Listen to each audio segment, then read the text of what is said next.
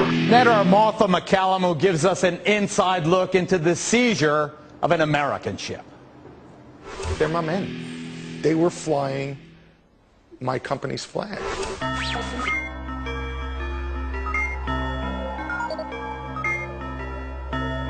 And they entrusted me with their safety, and I couldn't let them down. There are often lasting scars for merchant mariners and sailors that fall hostage to pirates on the high seas. But the ordeal can also have a profound effect on the lives of their colleagues, friends, and loved ones around the world. I'm extremely proud of my husband Richard for his selfishness, act of bravery. James Christodoulou knows this firsthand. I spoke with the shipping financier about the nightmare he lived through when his tanker, the merchant vessel Biscaglia, was taken by pirates in November of 2008 off the coast of Africa.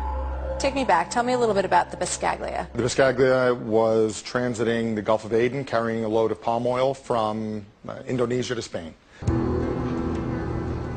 This corridor between the Horn of Africa and the Saudi Peninsula is now ground zero. With some 200 people currently being held hostage, pirates in this region have attacked everything from tankers to cruise ships to private yachts.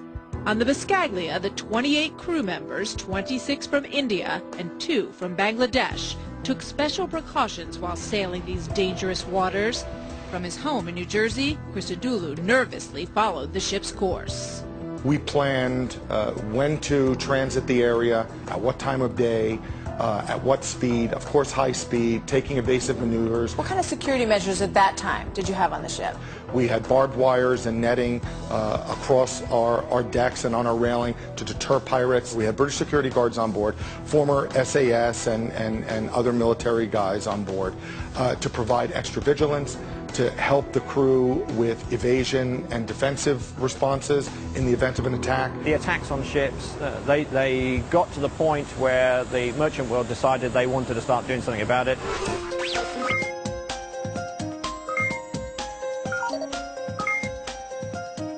I was asked to start putting ex-military teams on board. They were unarmed. Did you wish that they had guns?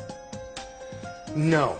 I'm still on the fence about having lethally armed security guards on board the ships also. Typically unarmed because the biggest problem with merchant shipping is the insurance and the crew unions for putting arms on board and then getting arms between different continents and countries.